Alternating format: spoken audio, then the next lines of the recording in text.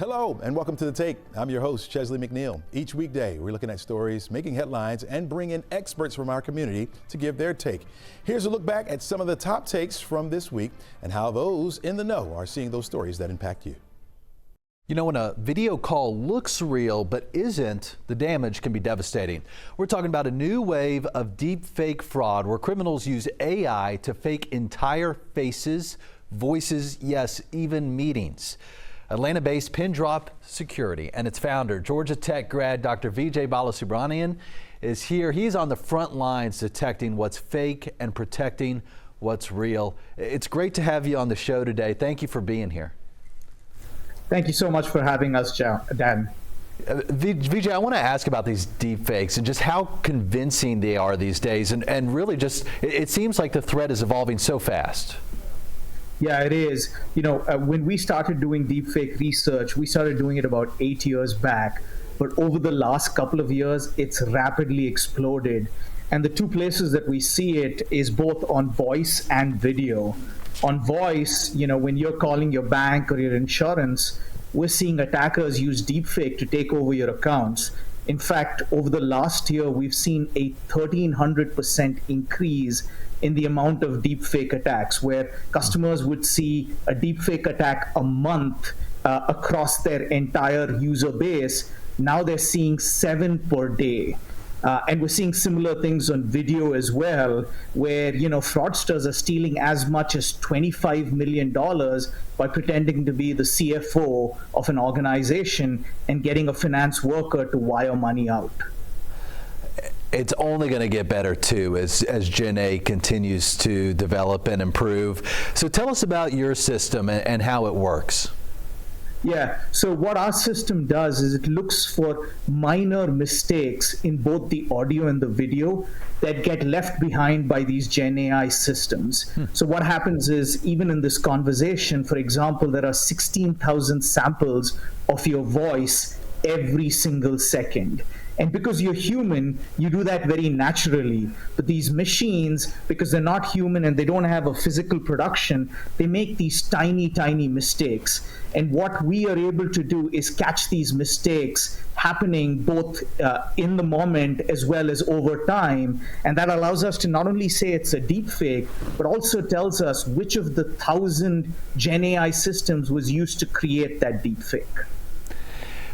You know, when we look at AI generated pictures, a lot of times I think you can like look at the hands and that's sometimes a giveaway. But when it comes to the voice, what is it where you say, wait a minute, that's not human? And can human ears pick up on it, or do you need this technology?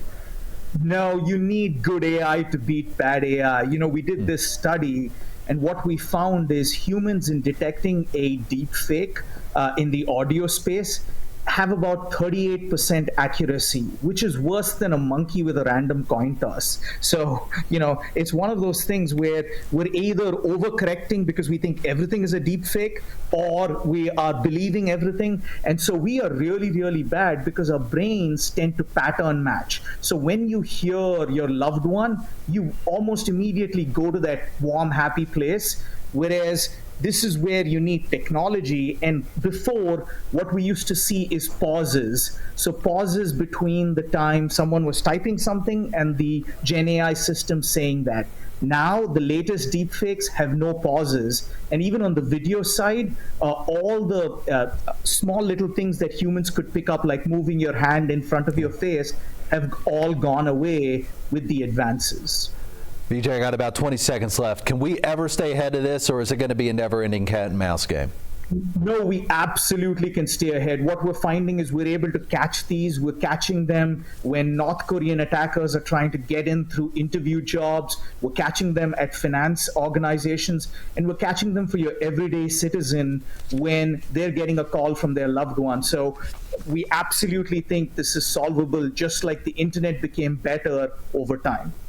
Vijay, it's great having you on this show. Hats off to what you've developed. And it goes to show, you know, the fight against deepfakes, not just a Silicon Valley story. It is happening here in our backyard, thanks to you.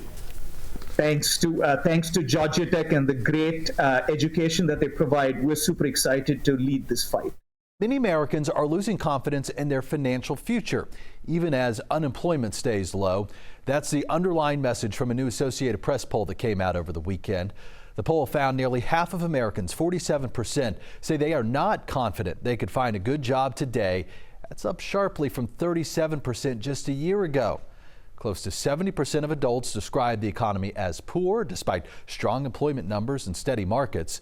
And a majority of people say grocery prices are their major financial strain on their households. Let's go do the numbers this morning, as we do every Monday, with Metro Atlanta financial expert Andrew Poulos. Andrew, great to see you again. Thanks for coming on. Good morning, Dan. You know, Americans feeling pretty pessimistic, clearly, by that poll, even though the economy doing well by most measures. And it kind of makes you wonder, are people's day-to-day experiences just different from those numbers we see? I think so. It seems that there's some sort of disconnect between the numbers and the polls that we're seeing versus how Americans are feeling right now. It just seems that more and more people are feeling like they're living, day to day, paycheck to paycheck, week to week, so to speak, right? Which is a huge concern. We're starting to see more complaint about just groceries prices remaining elevated. Fuel prices, energy prices are just taking out a lot out of their paychecks. So there is that disconnect. I mean, there's jobs out there, but you hear people complaining that they really don't feel like they can find a good job, or if they're looking for a job, it may be trying to find a second job just to make ends meet, which is all very concerning. I'm reading a great book right now, 1929 by Andrew Ross Sorkin, that just came out last week, and it talks about that disconnect and how sometimes that noise on Main Street can be louder and happen faster than you see those numbers on Wall Street. When it comes to now, 2025, how much of this anxiety comes from the news headlines and political rhetoric, and how much comes from what families are actually feeling in their wallets every month? I mean, talk about grocery prices, for example. Yeah, I mean, look, the headlines obviously bring anxiety and concern to households, but I think at the end of the day, it's what is at home. When you take your paycheck home and you spend it and you have nothing left, or you're trying to make ends meet until the next paycheck, that's what Americans are concerned about. And I think, rightfully to some extent, probably you got a good majority of Americans who felt optimistic going into this second administration of President Trump, based on how the first one was, where the economy was booming, people were optimistic, people felt better. This one just hasn't quite worked like that just yet, right? There's just other factors going on. We have the shutdown right now, and I'm sure people are feeling anxiety and pessimism right now about the economy being shut down, the government being shut down, I should say. How much longer will that last? And we're also coming up 2 weeks from now, if that, we're coming up into open enrollment healthcare. That is a major point of contention for most Americans. Healthcare is just super unaffordable, and people are complaining about it. Something has to change. Andrew, when you look at these numbers, job worries, higher bills, lower confidence, what's your message to families here in Metro Atlanta trying to stay optimistic about their finances? Yeah, look, I would say you got to stay optimistic. Being pessimistic and being negative doesn't really solve anything. It just brings more anxiety and more stress to your household. You got to sit down and try to figure out where you can do some cost cutting, even if it's temporary, right? Look at your budget, look at the bills, and see what is disposable. What can you do without, so to speak, right? And so trying to figure out how to make ends meet. And sometimes it's a combination of cutting expenses and increasing your income, which means finding a second job or finding a better job. And as we see, Americans are complaining that those are two hard things to come by right now, and at least that's how they feel. A final question for you this morning. Do you think this erosion in confidence could start affecting the economy itself, like a self-fulfilling prophecy?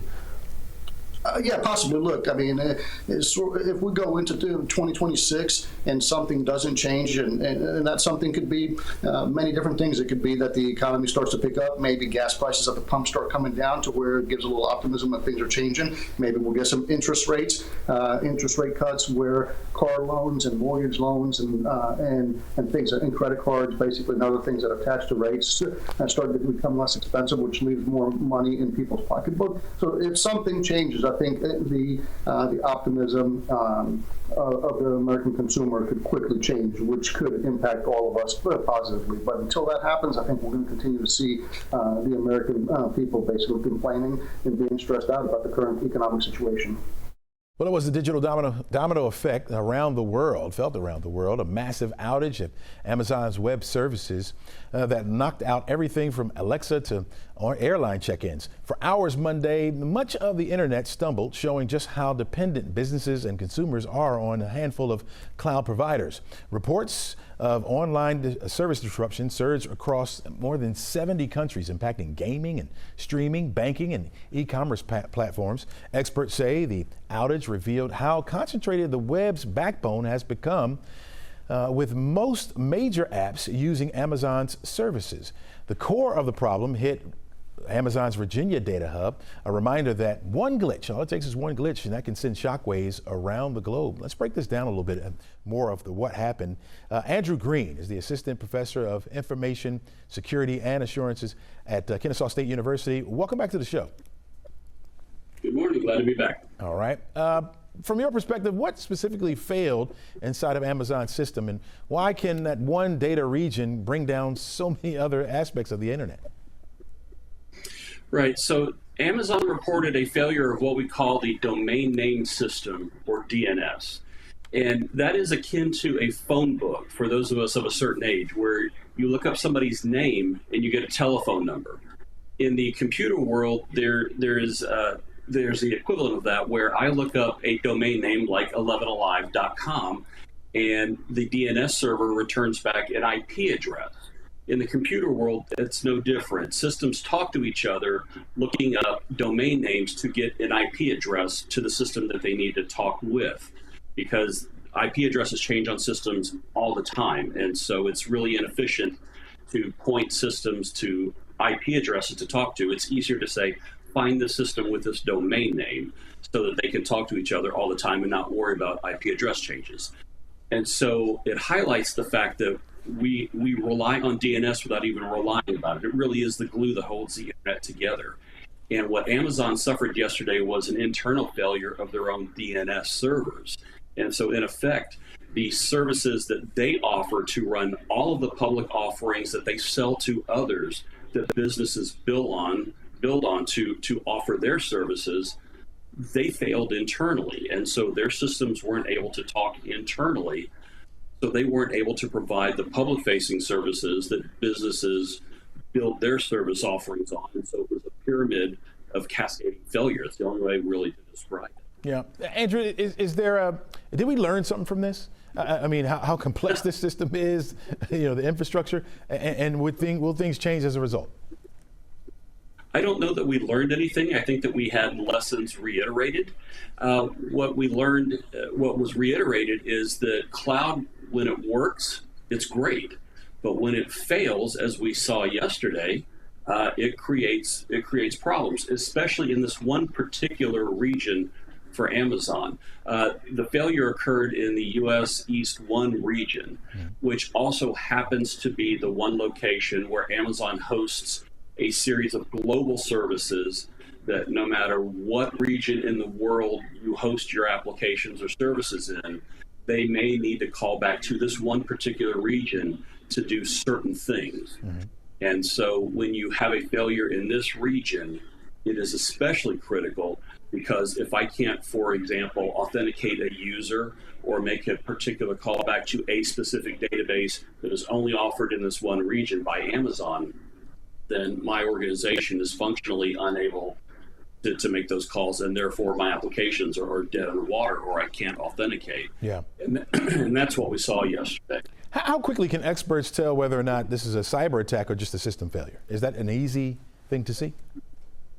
It depends on the circumstances. I think Amazon was pretty certain early on, based on the reporting that I saw, that this was an internal error and not an attack from a threat actor group.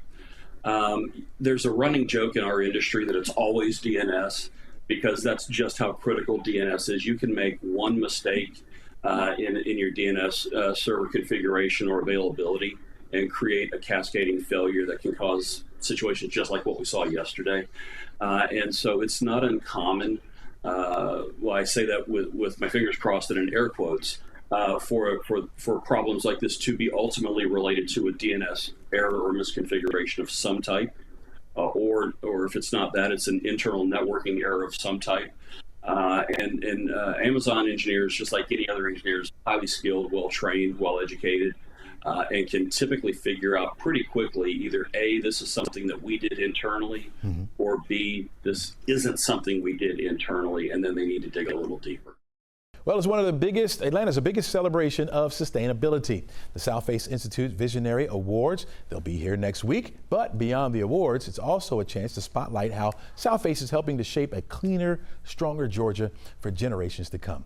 Let's look at what's all involved here. Let's welcome in Marcel Henry. He's the Chief Financial Officer for Southface Institute. Marcel, welcome to the show. Thank you, Chesley. Good morning. Good morning to you. Share with us what the Visionary Awards are all about. Sure. The Visionary Awards is an opportunity for Southface to celebrate those who have done great work in the area of sustainability, building science, and making sure that we have safer, healthier, and more efficiently built communities. And how do you and the Southface team decide who truly embodies that word visionary? What does the selection process look like? I mean, that's a great question. There are so many, stalwarts of construction and building and sustainability in our community, but we've looked at those who have demonstrated excellence throughout their career and throughout their lifetime. And I think that we found just the right honoree for this year. Now, I don't know if you can reveal that person or not, or if you're saving it. I certainly can. Who is that person? So this year's honoree for excellence, we're pleased to announce, is going to be Ambassador Andrew Young. No stranger to those of us here in Atlanta, but he has been a champion of sustainability for really all of his career. If you take a look at some of his work in terms of public health, leadership, things of that nature, there's no one who has embodied that more than Ambassador Young. During his time in leading the Olympics, that all had a sustainability focus as well. And even today, he's focused even at this point on creating sustainable farming through Forever Young aquaponics. So we are pleased to be able to honor him this year. Hey, great choice. Let me just say that. First of all, great choice. How does Southface balance celebrating legacies, figures like Andrew Young, with nurturing the next generation of sustainability leaders? Yeah, I think that's important. So Southface has actually been in existence since 1978. So we're getting close to our 50 years, but we're looking at what our next 50 years is going to look like for us as well. So we have started Sustain Our Future Foundation, and we have a partnership with HBCUs throughout the United States, including Clark Atlanta and Spelman here, where we are helping to nurture the next generation of sustainability leaders. So how does the event translate to real dollars and measurable impact for the program right here on the ground? Yeah, and you see, I'm here as Chief Financial Officer, so I'm always looking for opportunities to, continue our impact. Like many other nonprofit organizations, we've been impacted by reductions in federal support. So we are looking to the foundations and the sustainability community to support us. So the Visionary Awards also serves as a fundraising opportunity to make sure that we can continue some of the good work that we've done. Through our Good News program, for example, this year alone, we've already awarded 33 grants to other nonprofits so that they can improve their facilities so that they spend less money on operations and could put more into their programs. With the ones that we've put together already, it's resulted in energy reduction costs for those grant recipients of 27%. Mm-hmm. All right, so in your mind, what would make this year's Visionary Awards a true success? To have everyone sign up to be there. It's October 30th at the Georgia Aquarium. You can visit southface.org to learn more about the programs and how we support workforce development and other building sustainable housing throughout Metro Atlanta and the Southeast as a whole. So we really would like to have the support of the community because a sustainable, clean, healthy future benefits all of us. Talk to me a little bit about Southface Institute and what you guys are working toward. When you talk about sustainability, are you teaching that more so or just making sure buildings are just that, sustainable? It's actually a combination of both. Okay. So we impact through one of our certification programs the building of sustainable, healthy housing, whether it be individual single-family homes that you might find in Decatur, or apartment buildings, multifamily buildings that you might see in Midtown Atlanta, or developments like Serenbe in South Fulton County. So we have those types of programs where they build housing to a certain standard to make sure that it is all energy efficient. But in addition to that, we provide workforce training. This year alone, we've already trained close to 1,200 people in areas related to HVAC, other energy standards, insulation, and all of those things related to the building trades industry. Is there a reason why you're going after HBCUs? Talk to us about that a little bit. Yeah, I think that's important because if we look at the relationship between communities of need, HBCUs are located in many of these places that need support around sustainability, older homes, weatherization issues. There's a direct connection between communities of need and health disparities. So having clean, healthy living can do things like reduce asthma.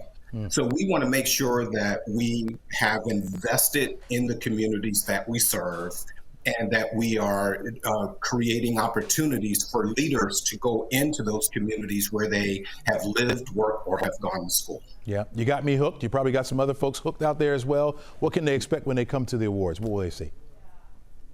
It is going to be a fun event. In fact, I was on a call just yesterday talking about some of the planning to make it exciting, uplifting. It's an opportunity for those in the industry to connect and people who want to learn more about what Southface does to be able to engage with us. And also to have this opportunity to honor Ambassador Young. I think, we talk about this saying we want to give people their flowers, while they are with us. And this is that opportunity to honor him. And so we really hope that the community will turn out and support us. A great restaurant that's been around for 80 years. Can you believe that? 80 decades of Southern comfort, countless memories. We're talking about Mary Mac's Tea Room, known as Atlanta's dining room, marking 80 years of serving up fried green tomatoes, peach cobbler, and a whole lot of hospitality. From its humble start in 1945 to becoming a city landmark, this Midtown icon has fed generations, including me, all right?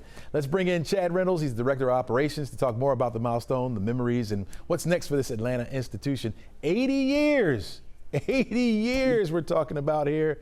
Wow. What has made Mary Mac's Tea Room so beloved for all these generations? Oh man, thank you for that great introduction. I could tell you the word authenticity, I think, is what has kept us here and really serving with our hearts and cooking with our hearts and keeping that tradition from 1945 all the way to celebrating this week, our 80th anniversary.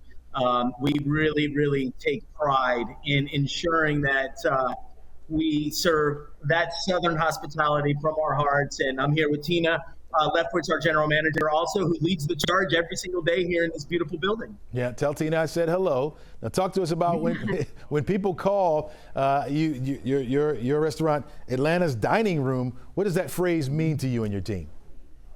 Oh man, I'll tell you, Atlanta's dining room, being here for 80 years and ensuring that we have not changed one recipe in the restaurant. These recipes are from Mary Mac's back in 1945. Wow. And she learned how to cook from the generations before her.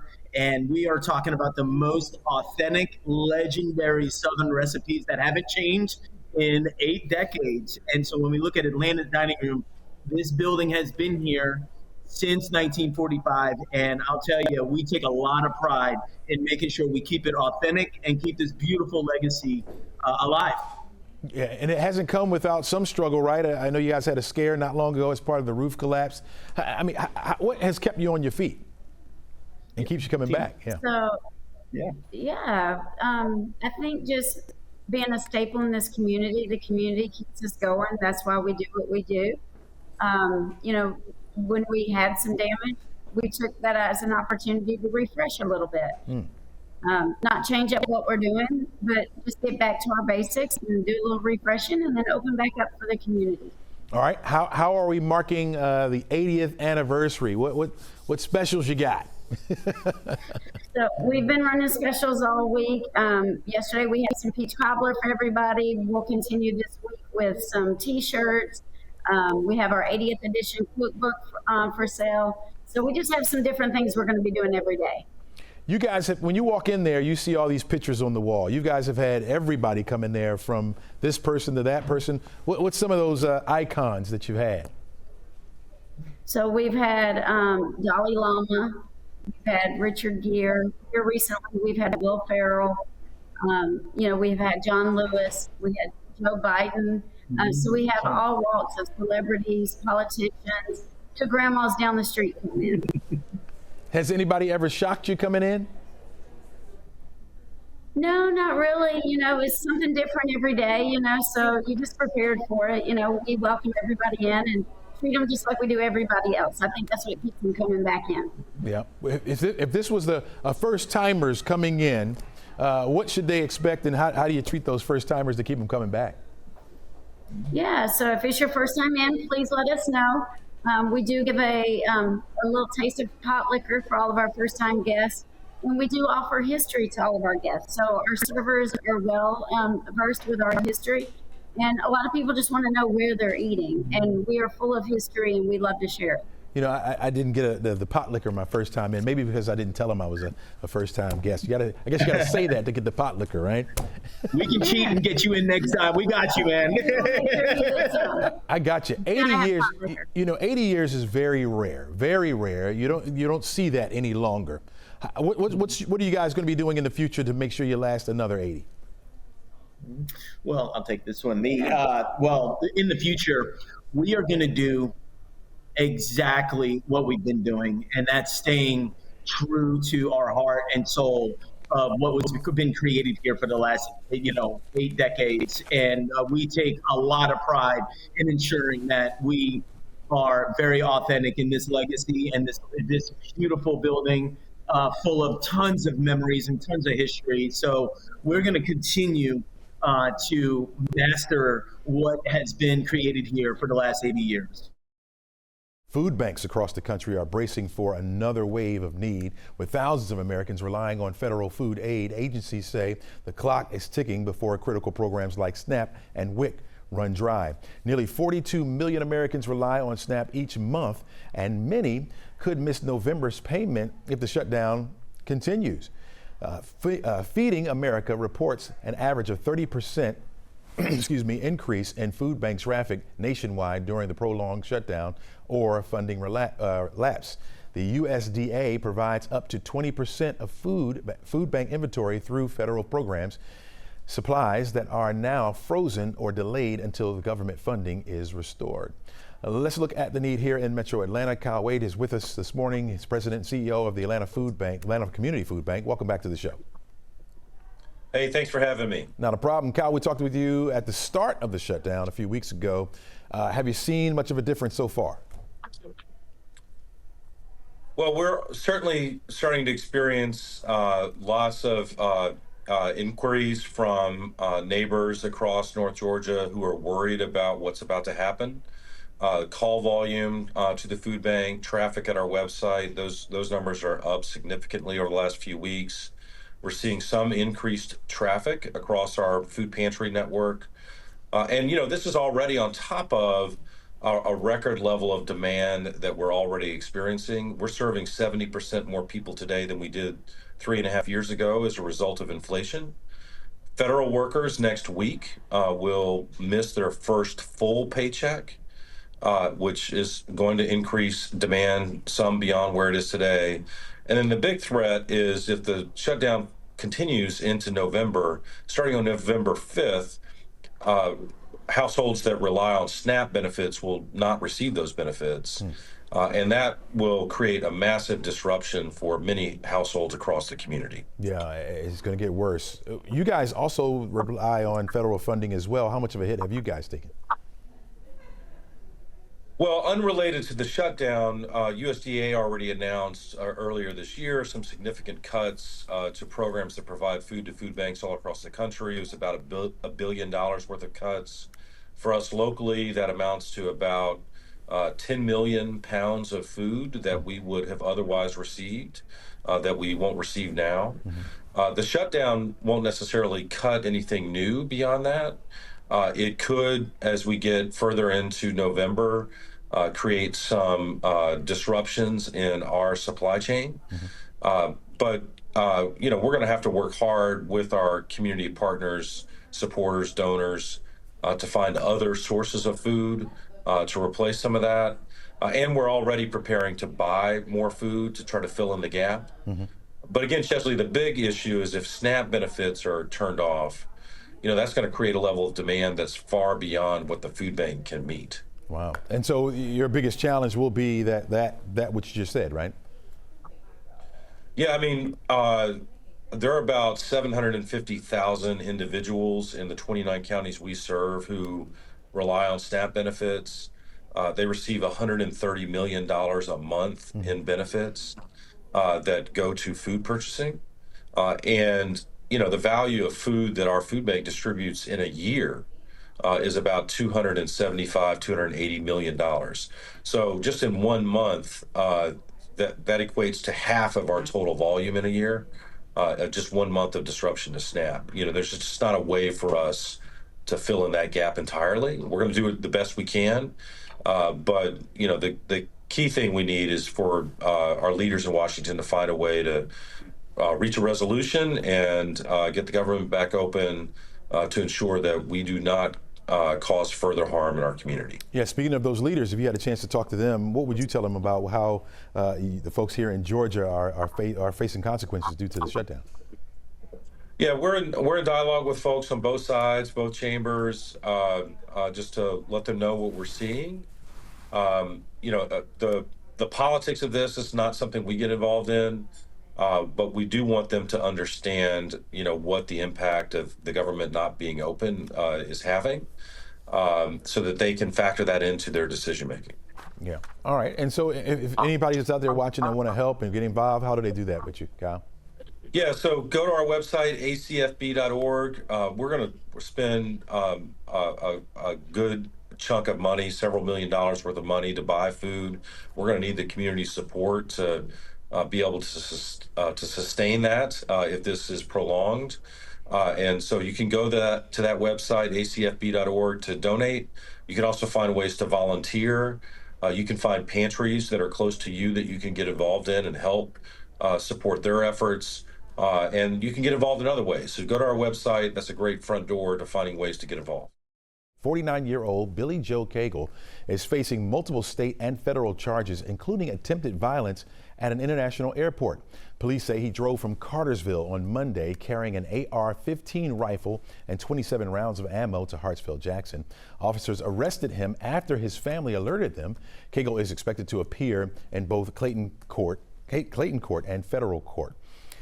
As the focus now shifts from the concourse to the courtroom, it's raising new questions about how major airports like Hartsfield-Jackson can stay secure in the face of growing threats before they ever reach the checkpoint. With us now is Tegna Chief of Security and former U.S. Secret Service agent Marcus Snipes.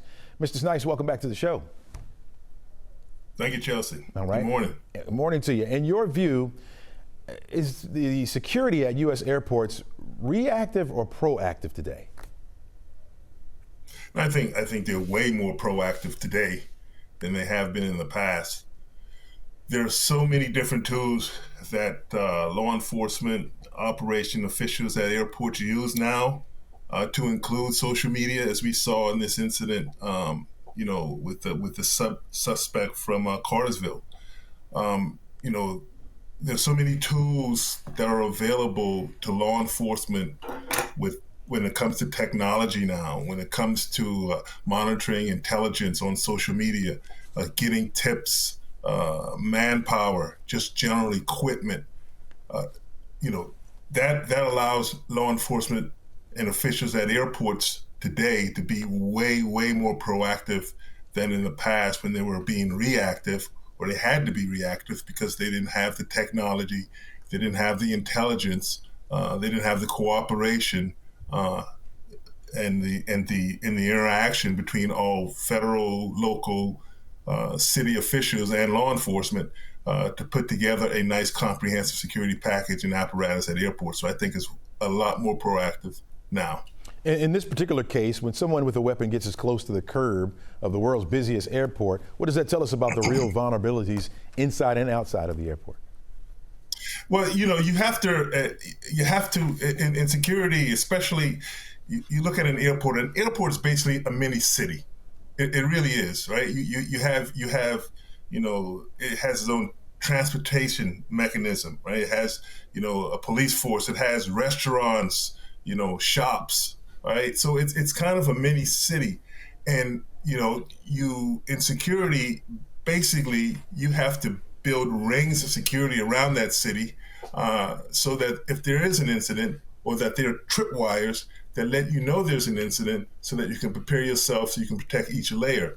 So in this instance, hey, the outside layer, so to speak, was the curb, right? Well, when this subject got to the curb, that's the outside layer. That was already tripped because they got the notification. The middle perimeter inside the airport before you get to the magnetometers and TSA, and the inner perimeter being after you leave or get through TSA. So you have these layers that are in effect all the time, that are always up, and that's a basic blocking and tackling way of describing security.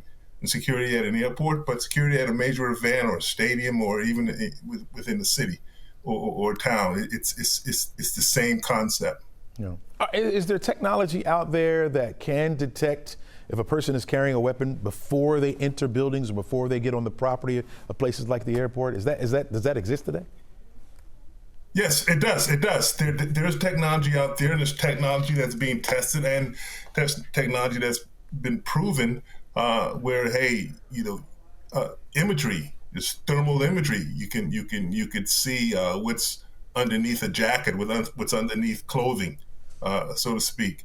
So with that technology, yes, it is possible to detect someone with a weapon or an object that's being hidden. Where you deploy that technology, how you deploy that technology is what's key. And being in the beginning stages of learning this technology and applying this technology, obviously it's expensive. It's extremely expensive, and a lot of times you have to weigh the costs and the risk associated with the costs. Yeah, I got about 30 seconds left. For viewers watching right now, what's the best advice you can get them to stay aware from issues like this or situations like this? I talked to your colleague Shell after the Michigan shooting, and I said, and I'll say it, I'll repeat this, is for the general public is, I know it sounds like a cliche, and we've been saying it for so long now, but if you see something, say something. It's so true, as you saw in this case. And monitoring your friends, your family, social media, comments, their actions. No one knows better than a family member kind of what's in the mind of an individual before they prepare to do something like this individual tried to do. So I would say, hey, stay vigilant, see something, say something, just don't blow it off, notify the proper officials. I think if more people did that and just go, I think it's somebody else might see that and might report that. No, you may be the one, you may be the catalyst to thwart some type of incident. Drivers in Druid Hills were left spinning literally over confusing signs at 2 North Decatur Road roundabouts. The signs told drivers at the circle to yield to those entering, and the exact opposite of the law of Georgia. Well, but thanks to a sharp-eyed viewer and a quick response by the county, those things got cleared up. Here to tell us more about it is our gridlock guy, Doug Turnbull. Doug, tell us all about this problem. What went wrong here? Yeah, big props to Don Jennings, by the way, who sent me an email. He watches us here, also reads the Gridlock Guy column at Atlanta Journal-Constitution, and he said, hey, can you help me out? Because there are signs up on North Decatur Road and 2 different roundabouts at Oakdale and at Springdale, or there were signs anyway, that told drivers inside of the roundabout that they had to yield to other drivers here. This is a look here at an entrance ramp or an exit ramp that we took here a little while back that shows a different deal, which definitely shows how things can be confusing. So look, state law says that drivers inside of a roundabout have the right of way. All right, so that means that the drivers entering the roundabout have to wait to enter. Now, it's all supposed to be smooth, but ultimately one side has to prevail over the other. These signs had something that was opposite of state law and opposite of what common roundabouts are supposed to be. Now, roundabouts, as you know, Chesley, confuse some people, or they don't love them, and so that's what we saw. I reached out to DeKalb County and tried to get some answers on that. You've covered many stories like this, I'm sure, over the years, Doug, and how often do you get these people talking to you about signs being mixed up on the roads? Yeah, we definitely get things all the time. In fact, what we did is we did this story on 11Alive. We actually put in, and I would say this to all of our viewers here on The Take, you know, if you see something wrong, send me an email, dturnbull@11alive.com. And I actually got several emails back about other things on North Decatur Road, about other signs and other roundabouts and places that needed roundabouts. So it's very common. And what I said in my column about this on the traffic page at 11alive.com is you people are the #1 experts on your commute. That doesn't mean you're always right, but you see things that I'm not going to see from miles away that you're not going to see either, Chesley, just like people know it's raining in their backyard before you know it on the maps, right? Yeah, you're absolutely right. So roundabouts are relatively new to our area, right? And so as people are trying to get accustomed to them, talk to us about how we're supposed to navigate those. For sure. Hey, rule #1, don't drive the wrong way, right? Rule #1 is don't drive clockwise. You turn to the right. We drive on the right side of the road, so a roundabout runs counterclockwise, all right? But basically the deal is you don't always have to come to a full stop. If you're a driver entering a roundabout, you put on your turn signal, even though you can only turn right, and then you get ready to merge in with the other cars, and when you're ready to get out of the roundabout, you keep that signal on when you're ready to take that next exit. Most roundabouts have only four total ways to get in and out, but some of them have multiple lanes, so just using the same caution you would otherwise. And if you are going to make not the very next exit, but like say the second exit after that out, you would get on the inside line of the roundabout and then merge over after that. Do these mini ones create more of a challenge for us than the larger ones? For sure, and that was an issue on North Decatur Road, is even this viewer who loves roundabouts questioned, was a roundabout the right way to go versus a 4-way stop on North Decatur Road, because they couldn't carve a big circle out because of people's property there.